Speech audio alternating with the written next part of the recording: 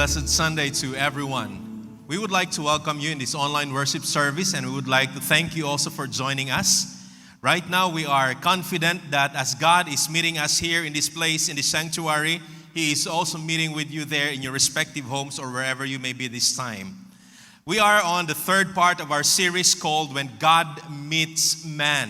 And I have told you in the previous Sundays that statement in itself is very relevant to all of us because we are still under lockdown, we are under quarantine, and we cannot meet each other for a fellowship or to worship together in one place. However, we shall be very thankful to the living God that we worship because He can meet us wherever we may be, and that is why we are confident with the very title in itself that says, When God Meets Man in the midst of this calamity where we are in today.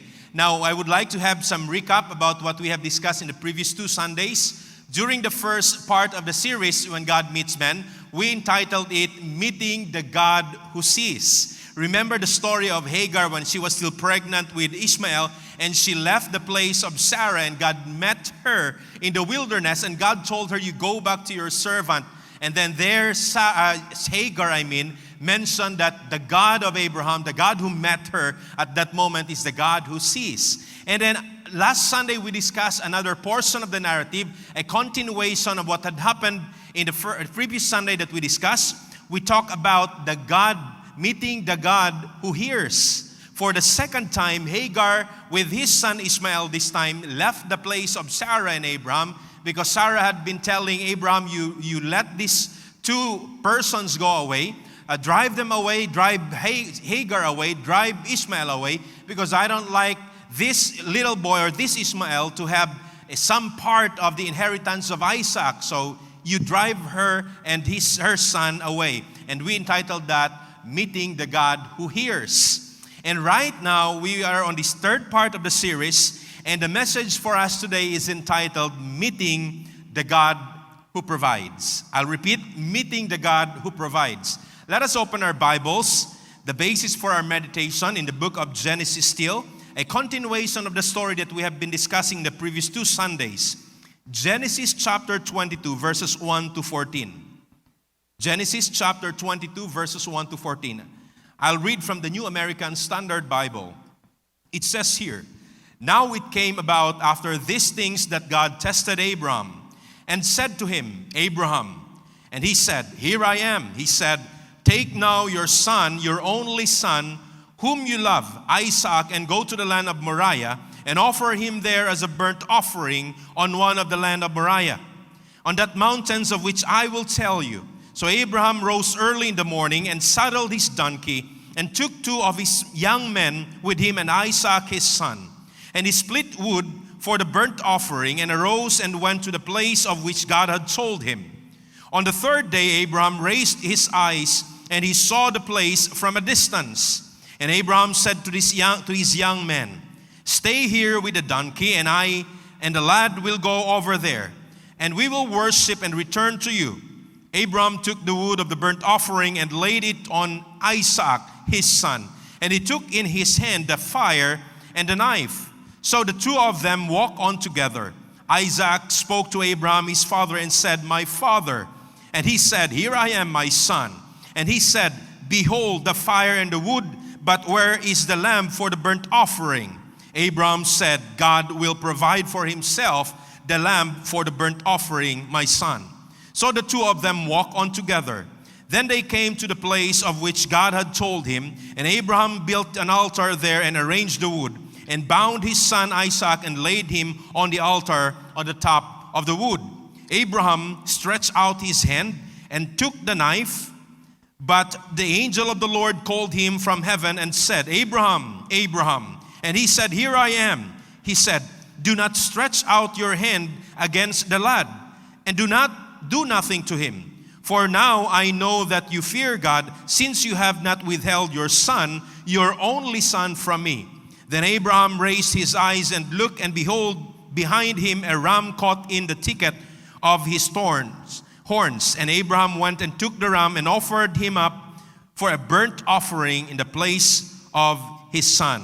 Abraham called the name of the place, The Lord Will Provide, as it is said to this day, in the mount of the Lord, it will be provided. May the good Lord bless us upon the reading of His words. Many sermons that describe Abraham were delivered describing him as the father of faith. But today I think I am going to call him Abraham, the father of letting go. There was once a man, a very young man, who was chased by some bandits. He was running for his life because these individuals were trying to capture him and maybe kill him. So he tried and managed to run to a dark place because it was in the middle of the night already. He managed to run to a very dark place. He was still chased by the bandits. He realized that they were getting closer and closer, and he tried his best to run as fast as he could. When suddenly he looked behind him, and he noticed that there were two of them with knuckles and butts on their hands. They were about to capture him already. And so he was, with all his might, he tried to run even faster until he reached a cliff. And it was very dark. He noticed that in that cliff from a distance, he saw a very old hanging bridge. He didn't know if that hanging bridge can carry him, but he just decided to pass through because he was running for his life. And these bandits were already about to capture him. And so he stepped on the first, place of that hanging bridge. He managed to step on the next, and he continued until he reached on the middle of the hanging bridge when that person gave up already. And so he almost fell down. Fortunately, he was able to hold at the very rope there at the bottom part of the hanging bridge. He was so scared, but those individuals who were running after him stopped. They were afraid to cross the hanging bridge. And so this young man was there hanging. It was about 1 o'clock in the morning. He was very tired already. Later, he was crying out for help. Help me, help me. It was dark. Nobody was hearing him. Nobody was seeing him. There was no glimpse of a light that he could see around him. Nobody was there around to help him. He was shouting, help, help. When suddenly, he was about to give up.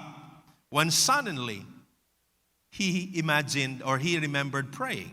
And so he prayed, Lord, please help me in this trying time. I do not know what's behind. I do not know what's underneath this bridge. I do not know if I'm going to die, if I would let go. I don't know. But the voice, there's a voice inside him, or an audible voice he heard saying, let go. Let go. But this man was afraid of letting go because he doesn't see what's under him. He didn't know what's there beneath him. Maybe he was thinking it's a very high place that when he lets go, he's going to kill himself. But the voice was telling him, let go. But he did not let go. He did not let go. He was afraid until when the morning rose when the morning came, the sun rose and it gave light to the dark surroundings, and he began to see what was around him, and he was just about 2 feet above the ground. The voice was telling him, let go, but he did not let go because he was afraid. Why is it always hard and tough to let go? Why is it hard to let go? This man that is stated here in the narrative is a father of letting go. But I believe as we have read this story, I sense that there is a portion in his heart that found it hard to let go also. Why did I call him the father of letting go? As I studied the life of Abraham, he let go of many things. Look at that time when God called him, Abraham, Abraham, I would like you to leave this place where you are staying right now, and I would like you to go and go with me to that place where I am bringing you. The place is unknown. The place is not yet, something that he had seen already, unknown to him. But he let go of that place where he had security. He let go of that place where his parents were living. He let go of those things. And another thing, when he left the place already, he brought with him Lot, his nephew. And when they were there in the promised land already, he told Lot, you choose which part of the land you would like to have. And then Lot looked around him and saw the very fertile valley wherein there is a river with it. And he said to Abraham, I want that land. I want the most beautiful part of the land. And you know what Abraham did? He let go of that most beautiful portion of the land. When he was staying there already, he had some encounter with some kings. And one time the king of Sodom was giving him a reward. He let go of it. And then late in the previous Sunday, we talked about Ishmael. And when Sarah told him, you let go or drive this woman away with her son Ishmael, because I don't like Ishmael to have a portion of the heir of Isaac. And you know what Abraham did? He let go of Ishmael. He let go of Hagar. You know, this guy let go of many things.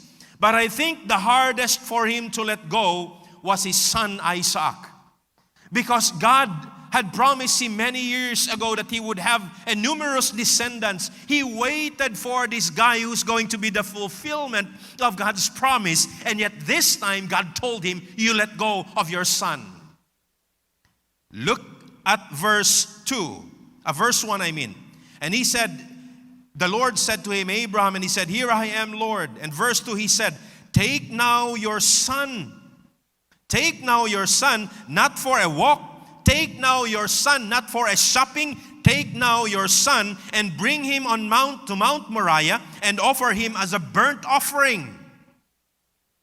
This is a tough situation that Abraham encountered with the demand of God to him. It was very difficult, I believe. Letting go of his son in a form of sacrifice must be very tough for this father. So Abraham rose early in the morning. The tension was there already. I believe his heart was pumping fast as he was feeling the agony, the emotional pain that he had this time. I would let go of my son that I have waited for a long time. Come on, God. You promised these things to me, and this would be fulfilled through this boy. Why would I let go of my son to offer him as a burnt offering to you? But Abraham woke up early in the morning, just as he did when the Lord told him, you drive away Hagar and Ishmael. He woke up early in the morning and he prepared the woods. He prepared everything for the offering, for the journey. And so he took with him 2 of his servants, young men, and with a donkey, or with an animal with him. So they journeyed toward Mount Moriah. And I would like us to take note of verse 4. When the tension was there in his heart already, it was increasing as they were getting near the place that God had told him. Look at verse 4. On the 3rd day, Abraham raised his eyes and saw the place from a distance. If you will be going for a shopping, or if you will be traveling for a long period of time and you are excited to be in that place because there is something exciting that is about to be experienced, you will feel the excitement all the more. I'm almost there already. I want to be there already. But Abraham, as he was walking with his son, as he was walking with his servant, he saw the place getting nearer, and it means that the time that he had with his son is getting shorter and shorter. The time of letting go is about to happen. The situation is becoming more and more difficult. The tension is now increasing. And when they were there at the foot of the mountain, I believe, you know what happened? Behold, he told his servants, you stay here, my son and I will continue moving. And so they continued walking. And then the tension even grew further, I believe. Why? Abraham was silent this time. He was walking, going to the top of Mount Moriah. And I believe in the mind of Abraham, my time with my son is getting shorter. My time with my beloved son, my only son, is getting shorter. Sooner, I will be there at the top. I will make an altar, and I will kill him, and I will offer him. It must be very hard. The tension was getting bigger. The tension was escalating. The tension was becoming even more and more beyond his control, I believe. But Abraham continued with the journey. He was there already at the top. And look what happened. Behold, the firewood was there, ready. The altar was built already. And then when he was doing that, I believe the tension was growing deep inside his heart. Kasi nga, paiksi ng paiksi yung panahon nakasama niya yung kanyang pinakamamahal na anak. He built the altar. The tension was escalating. The tension climax, when he was there already, he tied his son Isaac. and placed him to lie down at the altar. He held the knife with his hands, and he was about to strike his son. That's the climax of the tension, because in a matter of seconds, the life of his son will be gone. His precious son, his beloved son, will disappear from this earth. The tension was there at the height of it. My question is this: letting go is really hard. It is very tough. How come this man who waited for many years to receive the promised son was willing to let go of Isaac? How come? What made him do that? Other than that it was the command of God. What made him do that? Here is the thing that I have observed in the narrative. I related to you the tensions escalating. And this is what I have observed. In every portion of it where the tension was given emphasis, there was a corresponding expression of confidence on the side of Abraham. I'll repeat. In every portion of the story where the tension was mentioned and it was escalating, there was a corresponding mention of confidence on the part of Abraham. The tension started when God called him, offer your son as a burnt offering. You know what confidence that Abraham showed on the following day? He woke up early in the morning and prepared everything. He was having this confidence deep inside his heart about the God who called him to do the sacrifice. And they continued with the journey. On the third day, they were getting close. They were getting close to the place where Isaac would be sacrificed. The tension is now increasing. But what is the expression of confidence that Abraham showed? When they were there at the foot of the mountain, he told his two servants, you stay here. My son and I will go there at the top of the mountain. And listen to what he said. We will worship, and take note of this word, return to you. We will worship and return to you. God told him, you will sacrifice your son as a burnt offering. How come Abraham was thinking of going back with that servant, having his son right by his side? Let me tell you this.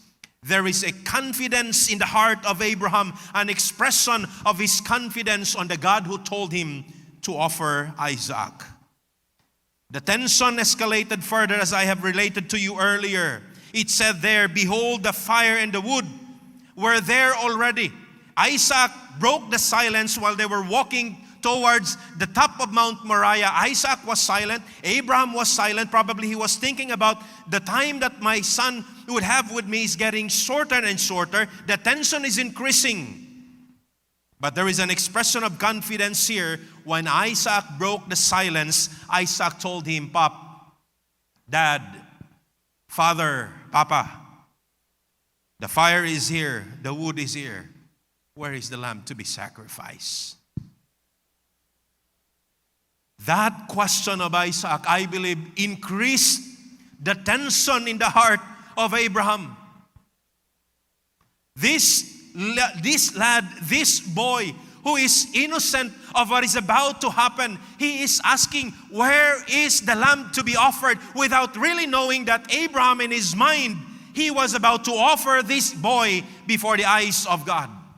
The tension was increasing, but listen, there is an expression of confidence on the side of Abraham when he answered the boy with this line, God will provide for himself the lamb. You see this thing expressed in the narrative. There were expressions of tensions increasing in the heart of Abraham in the journey that they had, but in each of those there is a corresponding expression of confidence. And this is what I want us to know. This is what I want us to know. Letting go is really hard. That is true. I agree with that. But if your confidence is on the God who provides, listen, letting go will be possible. I'll repeat. Letting go is very hard. It is very hard. Abraham himself experienced that. This guy gave up many things, let go of many things already in the past, but he still experienced very, very tough moment of letting go here. Because this guy, this son of his, was very close to his heart. Letting go is very, very difficult. I agree with that. But when your confidence is on the God who provides, letting go will become possible. Abraham was here.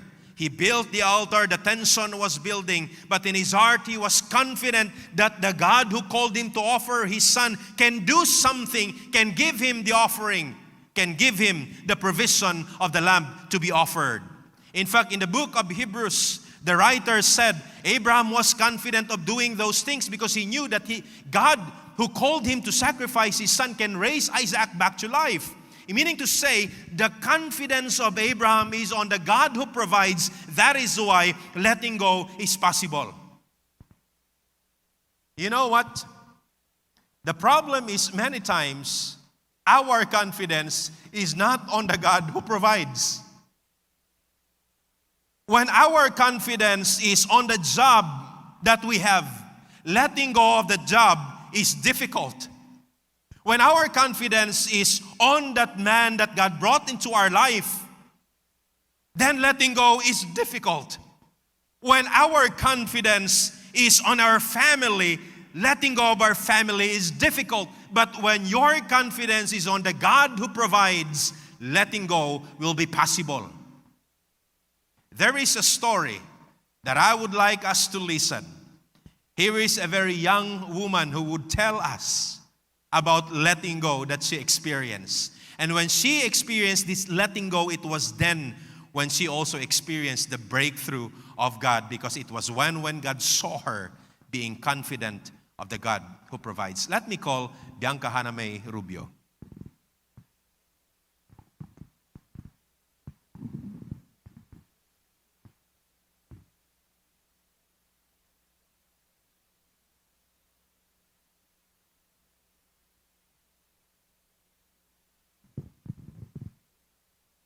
I'm Bianca Hanamay Rubio, and today I would like to share with you my story. It was the 17th of October, year 2018, around 1 a.m., when a loud noise woke me up from my sleep. I heard our neighbor screaming and shouting. I didn't know what was happening until I checked out from my bedroom window and saw fire that was already engulfing the house of one of our neighbors. My room was just adjacent to the burning house, and I saw the fire was already as high as our roof. Just seconds later, smokes were already coming in our ceiling. I instantly got out of my room and started shouting. May sunog sa kapitbahay. That probably was the loudest shout I ever did in my entire life. I and my family immediately ran out of our house. I was still planning to go back and take with me anything that I could carry. But I know at that moment, time was not in our favor. My father decided to just leave everything behind and made sure that everyone in the family was out safe. I remember the last glance I did to our house. The house that have been our shelter for many years, witness to the laughs and cries of our family, and every corner of it has its own story. It was like saying goodbye to a friend that I know I will never see again. I couldn't believe that's how it would end. Years have spent to build it, but it only took minutes to destroy it. I cried in my heart as I watched the fire consuming our house and everything in it. It was truly a devastating night and a very painful moment.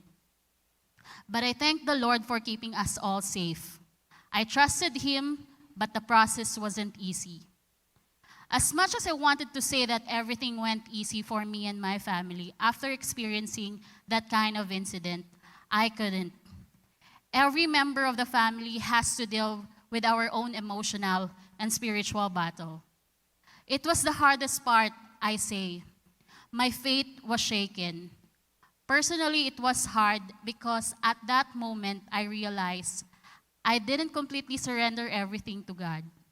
There were baggage of emotions that I kept on stirring in my heart. Emotions such as fear, anger, and guilt.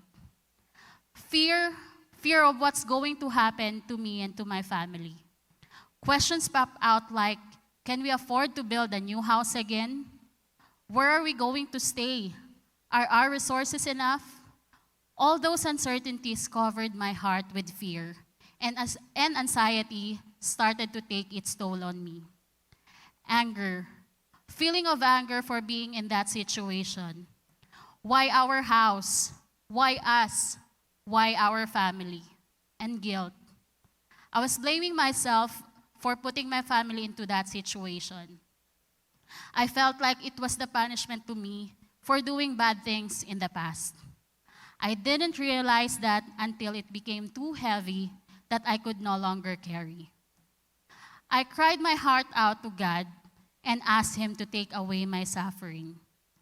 I asked Him to remove the pain that I've been feeling and that I am surrendering everything to Him.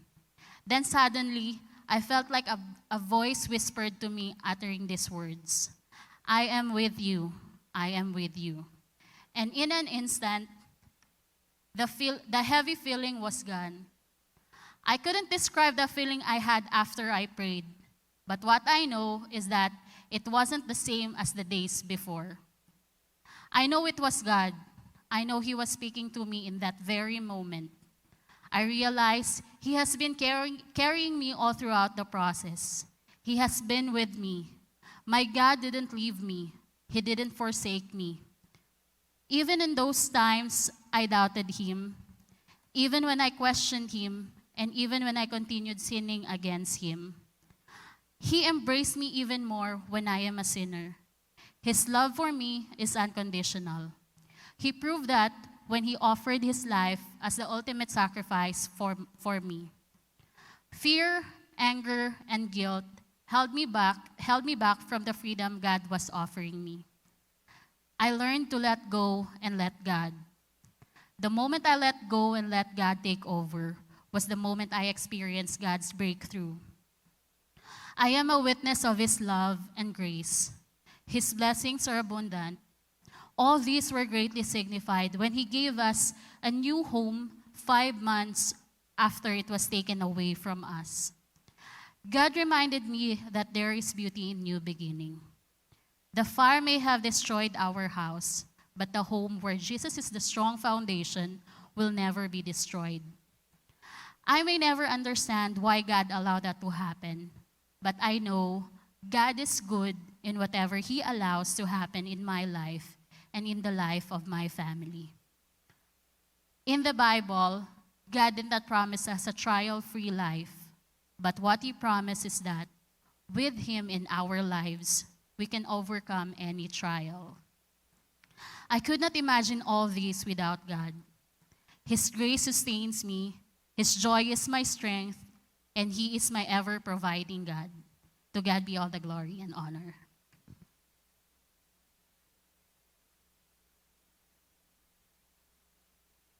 Thank you, Bianca. There's one thing that I would like to emphasize with what she said. It was on that time when God whispered to her, I am with you. I am with you. That she learned to let go. You know why? Because it was through that indication of God's presence that her confidence was shifted to the God who provides. We are in this time wherein the pandemic is really being, what is this? Is the headline in all of the news. We are in this time of crisis. And I believe many of us let go of many things in this life. It was difficult. We let go of our regular routine. We let go of fellowships. We let go of many things. Some of us let go of our jobs because our company has declared bankruptcy already. Some of us had to let go of a family because they are infected. Some of us had to say goodbye to our beloved loved ones because they have been inflicted by this virus and it has taken away their lives. There are many things that we have let go. But it is my prayer that in the midst of this pandemic, you will begin to trust and put your confidence on the God who provides. God bless us all, and have a wonderful Sunday, everyone.